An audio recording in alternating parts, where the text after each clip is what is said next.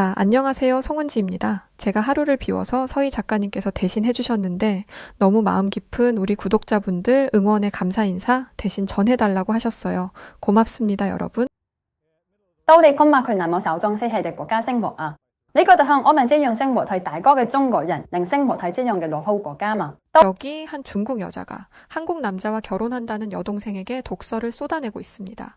그녀는 평소 한국이 작고 못 사는 나라라며 무시해왔는데요. 그랬던 그녀가 최근 한국에서 충격적인 경험을 한 뒤 세상이 180도 뒤집히는 느낌을 받고 제대로 주제 파악을 했다고 합니다. 대체 그녀에게 무슨 일이 있었던 걸까요? 안녕하세요. 저는 30대 중국인 소링닝이라고 합니다. 제가 살고 있는 곳은 중국의 중남부에 위치한 쓰촨성이에요.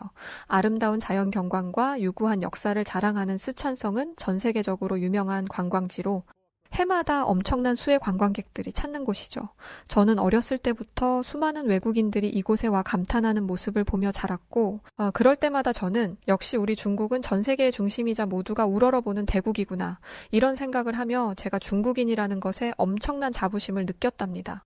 사실 저는 30살이 넘도록 중국 밖을 벗어나 본 적이 없었지만 저는 거기에 아무런 불만이 없었어요. 세계 최고의 강대국 국민으로 태어나 다른 나라 사람들보다 우월하게 사는 저는 축복받은 인생이라고 생각했으니까요. 저는 쓰촨성에서 남편과 함께 만두 가게를 운영하며 사는 것이 정말 너무나 행복했답니다. 그런데 늦둥이로 태어난 제 여동생은 저와 성향이 많이 달랐어요. 어릴 때부터 호기심도 많고 공부도 잘했던 동생은 고향을 떠나 베이징에 있는 대학에 진학했죠. 예쁘고 똑똑한 동생은 저희 집안의 자랑거리이기도 했답니다. 그런데 동생은 졸업과 동시에 갑작스러운 결혼을 선언하며 저희 가족의 뒤통수를 쳐버렸죠. 게다가 그 상대가 중국 남자도 아닌 한국 남자라는 것이 아니겠어요? 대체 어떻게 된 것인지 자초지종을 들어보니 베이징 대학교의 박사과정을 밟으러 온 한국 남자와 동생이 그만 눈이 맞아버린 거였어요. 그런데 충격은 여기서 끝이 아니었습니다. 글쎄, 동생이 결혼을 한 뒤 남편을 따라 한국에 가서 살겠다지 뭐예요. 저는 경악을 금치 못했답니다. 아니, 세계 최고의 강대국인 우리나라 중국을 두고 그 코딱지만큼 작은 나라에 가서 살겠다니요? 전 세계가 알아주는 중국을 버리고 한국 같은 후진국에 가는 건 정신 나간 짓이야. 한국은 가난하고 못 사는 나라잖아. 거기 가면 너도 거지처럼 살아야 할걸? 저는 그동안 제가 보고 들어온 정보들을 바탕으로 한국을 비난하며 동생을 말렸어요. 하지만 사랑에 눈이 멀어버린 것인지 동생은 끝내 고집을 꺾지 않았죠. 동생이 그렇게 나오자 부모님은 어쩔 수 없이 결혼을 허락하셨고 결국 동생은 그 끔찍한 결혼을 하고 말았어요. 저는 신세를 망치게 된 동생이 너무나 안타깝고 불쌍하여 동생의 결혼식장에서 펑펑 울고 말았답니다. 베이징 대학교까지 나온 동생이 겨우 한국이라는 가난한 후진국에서 살게 된 것이 저는 너무 분했어요. 동생은 그런 제 마음을 외면한 채 얼마 뒤 남편과 함께 한국으로 떠났습니다. 그날 이후 저는 매일 밤마다 거렁뱅이 같은 한국 사람들에게 동생이 시달리는 악몽을 꾸며 잠조차 제대로 잘 수 없었답니다. 그럴 때마다 저는 같은 동네에 사는 여자친구들에게 전화를 걸어 푸념을 늘어놓았어요. 후진국 한국은 우리 중국과 모든 것에서 차이가 날 텐데 동생이 어떻게 지낼지 너무 걱정된다고 말이죠. 그럴 때마다 제 친구들은 1등 국가 중국에서만 살았던 동생이 한국 같은 후진국에서 오래 버티지 못할 거라며 결국 얼마 못 가 중국으로 돌아오게 될 테니 걱정 말고 기다리라고 했죠. 제가 중국 친구들과 이런 대화를 했다는 것을 지금 돌이켜 다시 생각해보면 정말 부끄럽기 짝이 없어요. 물론 지금은 알죠. 시골에 사는 촌뜨기들이 정말이지 뭣도 모르고 떠들어댔구나 라는 것을 말이죠. 하지만 당시에 저는 중국은 전 세계에서 손꼽히는 선진국이고 한국은 저 끄트머리 어딘가에 있는 볼품없는 나라라고 굳게 믿고 있었어요. 아니, 더 솔직하게 말하자면 제게 있어 한국이란 평생 나와 엮일 일 없는 천박하고 열등한 후진국에 불과했죠. 그러던 제가 어떻게 그런 편협한 생각에서 벗어날 수 있었냐고요. 그건 바로 제게 일어난 어떤 충격적인 사건 때문이었답니다. 동생이 한국으로 떠난 뒤 2년쯤 된 어느 날이었어요. 동생의 출산이 임박했다는 소식이 들려왔고 저는 고민 끝에 가족 대표로 한국에 다녀오기로 했어요. 사실 동생이 한국 남자와 기울어도 한참 기울어지는 결혼을 한 뒤 저희 가족은 동생과 연을 끊다시피 하며 지내고 있었거든요. 부모님은 여전히 가족과 나라를 등지고 후진국으로 떠난 동생을 괘씸하게 여기고 계셨고 결국 저만 한국에 잠깐 다녀오기로 했답니다. 한국행을 준비하며 저희 가족은 별의별 호들갑을 다 떨었어요. 먼저 부모님은 저를 병원에 보내셨는데 그 이유는 한국은 후진국이라 위생이 좋지 않을 것이라 생각했기 때문이었어요. 저는 각종 예방주사를 맞으며 고작 그런 작고 더러운 나라 때문에 나 같은 대국의 국민이 이게 대체 무슨 고생인가 라는 생각에 한숨이 절로 나왔죠. 다음으로 저는 한국에 있는 동안 묵을 호텔을 예약했답니다. 들어보니 동생은 무슨 아파트에서 살고 있다던데 저는 그런 시끄럽고 냄새나는 닭장 같은 곳에서 단 하루라도 지내고 싶지 않았거든요. 그리고 마침내 한국으로 떠나던 날 저는 평소 착용하고 다니던 귀금속을 모조리 다 빼서 화장대 서랍에 넣어두었답니다. 한국에는 그 어떤 비싼 보석도 착용하고 가지 않을 생각이었으니까요. 안 봐도 뻔하잖아요. 한국같이 가난한 나라의 사람들은 금부치를 보면 눈이 돌아가 당장 훔치려들 것이고 저는 한국의 거렁뱅이들에게 제 보석을 빼앗길 생각이 전혀 없었으니까요. 그렇게 만반의 준비를 마치고 나서야 저는 한국으로 향하기 시작했답니다. 공항으로 가는 택시 안에서 한숨을 푹푹 내쉬고 있자 택시기사가 왜 그렇게 한숨을 쉬냐고 묻더군요.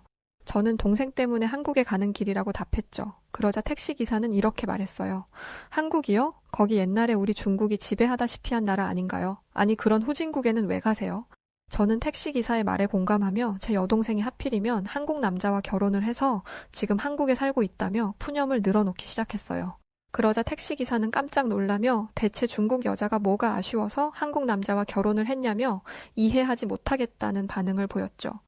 그렇게 짧은 대화를 뒤로 하고 저는 후진국에 가야 한다는 짜증 반, 동생이 걱정되는 마음 반을 가지고 한국행 비행기에 몸을 실었지만 저는 비행기 안에서도 한숨이 절로 나왔습니다. 찢어지게 가난한 후진국, 한국에서 앞으로 얼마나 끔찍한 경험들을 하게 될까 생각하면 그럴 수밖에 없었답니다.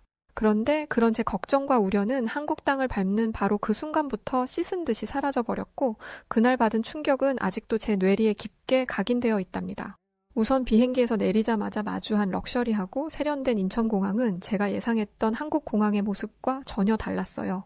저는 한국은 돈이 없는 가난한 나라니까 공항에 아스팔트도 제대로 깔려있지 않아서 흙밭에 비행기가 착륙할 거라고 생각했거든요. 그런데 웬걸, 드넓은 활주로에는 전 세계에서 날아온 비행기들이 끝도 없이 들어오고 있었어요. 그리고 자칫 혼잡할 수도 있는 그 상황을 한국 공항의 직원들이 완벽하게 통제하고 있었죠. 그 다음으로 저를 놀라게 한 것은 한국인들의 아름답고 깨끗한 외모였답니다. 그들은 제가 영상으로 접해왔던 꾀죄죄한 후진국 국민들의 모습이 아니었어요. 지나다니는 한국인들은 모두 잘 관리된 매끈한 피부와 머릿결을 가지고 있었고 한눈에 보아도 굉장히 비싸 보이는 옷들을 입고 있었죠. 한국인들의 럭셔리함과 청결함에 저는 입을 떡 벌릴 수밖에 없었어요. 사실 중국 사람들은 물이 아깝다는 이유로 매일같이 머리를 감거나 샤워를 하지는 않거든요. 그런데 한국인들에게는 그 어떤 악취나 때꾸정물의 흔적을 찾아볼 수 없었어요. 전혀 예상치 못한 이 상황에 저는 괜히 주눅이 들려하는 제 자신을 타이르며 우선 예약해둔 호텔에 가기 위해 택시를 잡기로 했습니다. 그런데 인천공항이 너무 크고 화려했기에 시골 출신인 저로서는 쉽게 나가는 길을 찾을 수가 없었고 결국 지나가는 사람들에게 도움을 받기로 했죠. 다행히 유명 관광지인 쓰촨성에서 전 세계인들을 상대로 만두 장사를 하는 저는 영어를 조금 할 줄 알았기에 한국 사람들에게 영어로 의사소통을 시도해보기로 했어요. 그런데 순간 걱정이 되더군요. 과연 이런 후진국 사람들이 영어를 알아들을까? 이렇게 가난한 나라 사람들이 영어 교육을 제대로 받았을 것 같지는 않은데 제가 그렇게 생각했던 이유는 여태까지 제가 배우고 알아온 한국은 다 쓰러져가는 판잣집에 사는 사람들이 대부분의 교육 수준도 중국에 비해 현저히 떨어지는 나라였기 때문이었어요. 그래서 저는 별다른 기대는 하지 않은 채 마침 제 옆을 지나가는 젊은 남자에게 영어로 말을 걸어 택시 정류장이 어디 있는지 물었어요. 그런데 세상에 그 남자가 너무나 유창하게 영어로 대답하는 게 아니겠어요? 거기에 더해 그는 아주 친절하게 저를 택시 정류장까지 데려다 주기도 했어요. 함께 택시 정류장으로 향하며 저는 그 남자에게 어떻게 이렇게 영어를 잘하는지 물었죠. 그러자 그 남자는 멋쩍은 듯이 웃으며 자기 정도는 한국에서 평균 수준에 불과하다는 거예요. 이 정도로 영어에 능통한 사람이 평균 수준에 불과하다니 저는 당연히 이 남자가 거짓말을 하고 있다고 생각했어요. 저같이 잘 사는 중국인에게 꿀리고 싶지 않은 마음에 괜히 허세를 부리는 것이라고 믿었죠. 하지만 그건 저의 착각이었어요. 공항에서 저를 도와준 남자에 이어 한국의 택시기사도 저와 영어로 원활한 의사소통이 가능한 게 아니겠어요? 택시기사는 한국에 외국인들이 많이 오기 때문에 자신도 영어 공부를 했다며 친절한 미소를 지어 보였습니다. 분했지만 결국 저는 한국인들의 높은 교육 수준과 교양을 인정할 수밖에 없었죠. 게다가 서울에 가까워질수록 택시의 창밖으로 보이는 높은 빌딩들에 저는 감탄하지 않을 수 없었답니다. 제가 소문이나 영상으로 보고 들어온 한국은 시궁창과 다를 바 없는 거리와 다 쓰러져가는 낡은 집들로 가득했는데 대체 이 최첨단 도시는 어디인 것인지 꼭 머리가 정지되는 느낌이었죠. 무엇보다 이렇게나 커다란 도시의 중심부에 있는데도 코를 찌르는 악취가 나지 않는다는 것도 놀라운 경험이었어요. 중국은 상하수 시설도 낙후되어 있고 통제되지 않는 노숙자들도 워낙 많아서 언제나 거리에서 뭐라고 설명하기 어려운 오물 냄새가 나곤 하거든요. 저는 여태까지 중국의 악취 문제는 중국이 전 세계인들이 찾는 대국인 이상 어쩔 수 없는 일이라고 생각했는데 한국은 달랐습니다. 악취는커녕 지나다니는 사람들에게서는 기분 좋은 향수 냄새가 나고 길거리는 쓰레기 없이 아주 쾌적했죠. 저는 제가 알고 있던 한국과 너무 다른 이 모습들에 너무 혼란스러웠어요. 그렇게 당황한 상태로 호텔에 도착한 저는 또 다른 충격을 받게 되었는데 그건 바로 한국에 벼룩이 없다는 것이었어요. 이런 말 하기 창피하지만 중국에는 아무리 고급 호텔이라고 해도 벼룩이 상당히 많이 있거든요. 그래서 항상 자기 전에 긴장을 하게 되는데 세상에 한국의 침구는 너무 깨끗하고 좋은 거예요. 가려움에 피부를 긁지 않으며 잠자리에 드는 게 대체 얼마만인지 여러분은 아마 상상도 못하실 겁니다. 벼룩 걱정 없는 숙소에서 실로 오랜만에 편안하게 잠들며 저는 한국에 대한 생각이 조금씩 바뀌기 시작했어요. 그리고 다음 날 샤워를 하며 저는 또 다시 놀라운 경험을 했는데 그건 바로 한국의 숙소 시설이 너무 깨끗하다는 것이었어요. 중국의 수돗물에는 석회질이 섞여 있어서 그 물을 마실 수 없음은 물론 샤워를 하는 것도 찝찝하거든요. 그런데 한국의 수돗물은 눈으로 보기에도 굉장히 맑았고 석회질 특유의 냄새도 나지 않았어요. 설마 한국 사람들은 매일같이 이런 깨끗한 물을 이용하며 사는 건가? 그런 생각이 들자 한국이 미칠 듯이 부러워지더군요. 게다가 화장실도 방도 어디 하나 흠잡을 곳 없이 너무 청결했어요. 무엇보다 벽지가 너무 깨끗해서 저는 제 방을 청소하러 들어온 메이드에게 혹시 이 호텔 어제 도배를 새로 한 것인지 물어보았죠. 그러자 메이드가 친절하게 웃으며 도배를 한 지는 1년이 넘었다고 답하지 뭐예요. 1년이 넘은 벽지인데도 이렇게 깨끗하다니 그게 가능한 일인가? 저는 누가 제 머리를 한 대 때리기라도 한 듯 충격에 얼어붙어 버렸어요. 사실 중국에서는 사람들이 귀에서 나온 귓밥이나 침, 그리고 가래 같은 사람 몸에서 나오는 이물질들을 벽지에 대충 쓱 닦는 일이 많이 있거든요. 그래서 벽지에는 얼룩이 남기 마련이고요. 그런 걸 늘 보며 살아온 저는 당연히 한국의 벽지가 이렇게 깨끗한 걸 보고 이런 생각이 든 거예요. 결국 한국인들은 절대 그런 행동을 하지 않는다는 것이잖아요. 아니 어떻게 후진국 사람들이 중국보다 매너가 더 좋지? 저는 그렇게 의아해하며 동생이 살고 있다는 아파트로 향했습니다. 그러자 방금까지 제가 느꼈던 포근함과 부러움은 어느새 사라지고 다시 슬그머니 걱정이 되기 시작했죠. 드넓은 중국에 살던 동생이 과연 서울의 닭장 같은 아파트에서 잘 지내고 있으려나? 만약 동생이 허름하고 좁아터진 곳에 살고 있다면 저는 어떻게든 동생을 설득해서 동생을 데리고 중국으로 돌아갈 결심을 했어요. 잠시 후 택시가 동생의 아파트 단지에 도착하고 저는 불편한 마음으로 택시에서 내렸는데 이내 입을 떡 벌리고 말았죠. 한국의 아파트는 제 예상과 전혀 다른 모습을 하고 있었어요. 저는 동생이 사는 곳이 빈곤층이 다닥다닥 모여서 사는 허름한 건물일 거라고, 그래서 강도 문제도 자주 발생하고 소음과 위생 문제가 늘 있는, 사람이 살만한 곳은 절대 아니라고 생각했어요. 그런데 한국의 아파트는 마치 왕족들이 사는 궁전처럼 크고 웅장한 위용을 자랑하더군요. 물론 중국에도 이런 럭셔리한 아파트가 있기는 하지만 그곳에는 정말 엄청난 부자들만 살 수 있거든요. 그런데 평범한 시민인 동생이 이런 곳에 거주하다니 저는 정말 이 상황이 믿기지 않아 한참을 멍하니 그 자리에 서 있었답니다. 그런데 자세히 살펴보니 한국의 아파트는 크기만 압도적인 것이 아니었어요. 이 아파트 단지를 구성하고 있는 시설물들 또한 대단히 훌륭하더군요. 우선 어린이들을 위한 안전하고 깨끗한 놀이터가 곳곳에 많이 있었고 주민들이 산책할 수 있도록 아름다운 정원과 분수대도 여기저기 많이 조성되어 있었어요. 저는 여태까지 동생이 촌스럽고 허름한 달동네에서 가난에 찌들려 살고 있을 것이라 생각했는데 그런 제 생각은 완전히 잘못된 것이었던 거죠. 동생이 사는 한국이 이렇게나 좋은 곳이었다니. 한국은 분명 후진국인데 이게 대체 어떻게 된 일이지? 충격을 받은 저는 어떻게든 이 상황을 합리화시키려 했고 유치하지만 이 아파트가 외관만 대충 좋게 만든 것일 거라 우격다짐을 하며 동생의 집으로 향했습니다. 하지만 잠시 후 결국 제 자존심은 박살나고 말았죠. 동생은 아파트의 37층에 살고 있었는데 저는 그곳으로 향하는 길에 다시 한번 충격을 받았답니다. 호텔도 아니고 대기업의 건물도 아닌 그저 평범한 사람들이 사는 아파트임에도 불구하고 엘리베이터가 얼마나 빠르고 조용하게 움직이던지요. 눈 깜짝할 사이에 1층에서 37층까지 이동한 저는 한국의 기술력에 감탄하지 않을 수 없었답니다.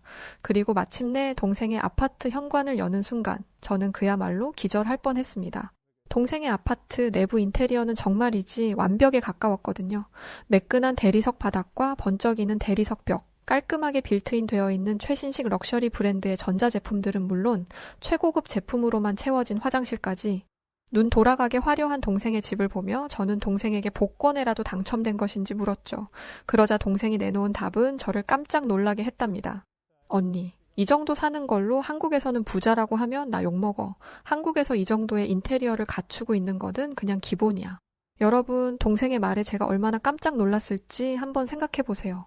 여태까지 제가 알던 대로라면 한국 사람들은 냄새나고 더럽고 당장이라도 쓰러질 것 같은 집에 살아야 하는데 사실 알고 보니 제가 알던 모든 것들이 전부 사실이 아니었다는 거잖아요. 그건 제게 마치 세상이 뒤집히는 일과도 같았어요. 제가 생각하는 중국과 한국은 감히 비교도 되지 않을 만큼 하늘과 땅만큼의 격차가 나는 나라였는데 사실은 그게 아니었다니. 어쩌면 두 나라의 수준이 비등비등한 것인가? 아니, 어쩌면 한국이 더 잘 사는 최첨단 국가일 수도 있다는 사실은 제 콧대를 무너져 내리게 했어요. 시무룩해진 저는 동생에게 솔직하게 말했죠. 한국이 내가 생각했던 것처럼 가난한 나라는 아닌 것 같아. 내가 뭘 잘못 알아도 단단히 잘못 알고 있었나 봐. 그러자 동생은 한국이 경제적으로 잘 살기만 하는 나라가 아니라며 문화도 수준급인 훌륭한 나라라고 제 염장을 지르더군요. 하지만 저는 동생의 그 말에는 쉽게 동의하기 어려웠어요. 저는 전 세계에서 손꼽히는 강대국 중국의 국민이기에 겨우 한국 같은 소국과 문화를 논할 수는 없다고 생각하며 이렇게 말했죠. 한국이 경제적으로 대단히 발전했다는 것은 인정해. 하지만 문화나 기본 매너까지 우리 중국 같은 선진국을 따라잡았을 리는 없어. 그러자 동생은 저에게 조금 더 한국에서 지내며 한국을 경험해보라고 하더군요. 저는 콧방귀를 뀌며 동생의 제안을 승낙했고 그날 이후 저의 본격적인 한국 탐방이 시작되었어요. 그리고 한국은 겪으면 겪을수록 놀랍고도 엄청난 매력으로 저를 사로잡아 버렸답니다. 먼저 제가 느낀 한국의 매력은 바로 안전함이었어요. 중국에서는 해가 지고 난 밤거리를 여자 혼자 걷는 것이 굉장히 위험한 일이에요. 그래서 중국 여자들은 밤거리를 걸을 때 잔뜩 경계를 하고는 하죠. 저 역시 후미진 골목에서 깡패들을 만나 돈을 뜯겨본 적이 있기 때문에 가급적이면 해가 지고 난 뒤에는 집 밖으로 나오지 않으려고 합니다. 그런데 한국에서 만나게 된 밤거리는 전혀 달랐습니다. 우선 밤이 되어도 길에 가로등이 많이 설치되어 있어서 환한 길로 안전하게 다닐 수 있었고 무엇보다 거리 곳곳에 CCTV가 설치되어 있어서 불량배들이 선뜻 나쁜 행동을 하기 어려운 환경이었어요. 그 때문에 한국 사람들은 밤을 지나 새벽이 되어도 아무 걱정 없이 길거리를 다닐 수 있었죠. 이렇게 완벽한 치안을 자랑하는 나라는 중국 어디를 가도 찾아볼 수 없을 거예요. 저는 괜히 시샘이 나서 동생에게 따져 물었어요. 한국은 왜 이렇게 CCTV가 많아? 여기 정부가 국민들을 감시하려고 이러는 것 아니야? 그러자 동생은 저를 불쌍한 듯 바라보며 한국은 절대 그런 나라가 아니라고 했어요. 한국은 아무리 공공기관이나 정부라고 해도 함부로 CCTV를 볼 수 없으며 CCTV 영상을 이용해 사람들의 사생활을 침해했다가는 정말 큰일이 난다고 했죠. 저는 동생의 말에 깜짝 놀라지 않을 수 없었답니다. 중국에서는 국가가 국민들의 삶에 개입하는 것이 당연한 일이거든요. 중국에서의 CCTV가 감시를 상징하는 것이라면 한국의 CCTV는 안전을 위한 장치라는 생각에 저는 머리가 혼란스러워지기 시작했답니다. 하지만 중국이 질 수 없는 것이 있었죠. 그건 바로 화려함과 다양한 먹거리였는데요. 저는 중국의 화려한 문화와 맛있는 음식들은 전 세계 어느 나라보다 대단하다고 믿었어요. 하지만 한국은 소국임에도 불구하고 절대 중국에게 뒤지지 않는 문화를 자랑하더군요. 한국은 낮도 화려하지만 밤에도 정말 환상적인 분위기를 자랑했는데요. 거리마다 24시간 운영되는 먹거리와 놀거리들이 가득했고 그 하나하나의 경험들은 다른 나라에서는 경험하지 못할 까무러치게 즐거운 것들이었답니다. 무엇보다 그런 경험들을 안전 걱정 없이 즐길 수 있다는 것은 정말 센세이션한 경험이었어요. 이쯤 되자 저는 과연 선진국은 중국인가 한국인가를 두고 고민하게 되었죠. 또한 한국 사람들은 외국의 이방인인 저에게 너무나 친절하고 상냥하게 대해주었어요. 어딜 가나 웃는 얼굴의 한국인들이 저를 반갑게 맞아주었고 그럴수록 저는 편견에 사로잡혀 한국을 더러운 후진국이라 오해한 제가 부끄러워 견딜 수 없었죠. 또 이렇게까지 세상과 현실에 무지했던 제 자신이 정말 실망스럽기도 했답니다. 유난히 즐거운 한국 관광을 마친 어느 날 비로소 저는 한국에서 사는 것을 선택한 동생이 옳았음을 인정했어요. 그리고 제가 한국에 대해 너무나 크게 오해하고 있었던 것과 동생과 매제에게 무례한 언행을 했던 것에 대해 진심으로 사과했답니다. 정말 미안해. 난 정말 우물한 개구리처럼 중국이 세계 제일인 줄 알았는데 그건 정말 잘못된 거였어. 진심으로 반성할게. 한국은 정말 훌륭하고 멋진 나라야. 앞으로 태어날 조카와 내 소중한 동생이 살아갈 나라가 이렇게 대단한 나라라서 정말 기뻐. 그 말을 하던 순간 왜인지 모르게 눈물이 찔끔 나오더군요. 정부에 의해 통제된 정보 속에서 바보 같은 믿음을 가지고 살아온 제 자신이 한심하기도 하고 불쌍하기도 해서 말이죠. 그러자 동생과 매제는 제 손을 잡아주며 앞으로 중국에 돌아가면 한국이 얼마나 좋은 나라인지 다른 사람들에게도 잘 이야기해달라고 했어요.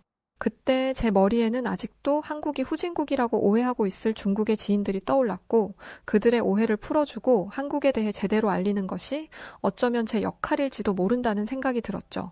저는 눈물을 닦고 동생과 매제에게 약속했어요. 한국이 얼마나 대단한 강대국인지 중국 사람들에게 널리 알리겠다고 말이죠. 그리고 다음 날 저는 동생과 차를 마시러 카페에 갔어요. 이런 얘기, 저런 얘기를 하며 한창 이야기를 나누던 중 저는 갑자기 화장실에 가고 싶어졌죠. 그래서 저는 급히 카페 테이블 위에 올려둔 제 소지품들을 챙기기 시작했어요. 중국에서는 물건만 두고 자리를 비우면 소매치기범들이 잽싸게 그 물건들을 훔쳐가기 때문에 자리를 이동할 때면 꼭 소지품을 모두 챙겨야 했거든요. 당연히 한국에서도 물건들을 다 챙겨서 화장실에 가려고 했는데 동생이 저를 말리더군요. 한국에서는 자리에 물건을 다 두고 화장실에 다녀와도 된다면서 말이죠. 저는 어이없어 하며 말도 안 되는 소리 하지 말라고 했어요. 제 상식선에서는 물건 주인이 자리를 비우면 다른 사람들이 그 물건을 훔쳐가는 것이 당연한 일이었으니까요. 하지만 동생은 정말이라며 한국 사람들은 남의 물건에 절대 함부로 손대지 않는다고 했죠. 게다가 한국 사람들에게는 그것이 법이나 규칙이 아니라 그저 너무나 당연한 일이라고 재차 강조하더군요. 저는 믿을 수가 없었습니다. 경찰이 지키고 있는 것도 아닌데 주인 없는 고가의 물건을 훔쳐가지 않는다니요? 그건 선진국이라 자부하는 우리 중국에서도 불가능한 일인데 말이죠. 아니, 전 세계 어디를 가도 마찬가지일 겁니다.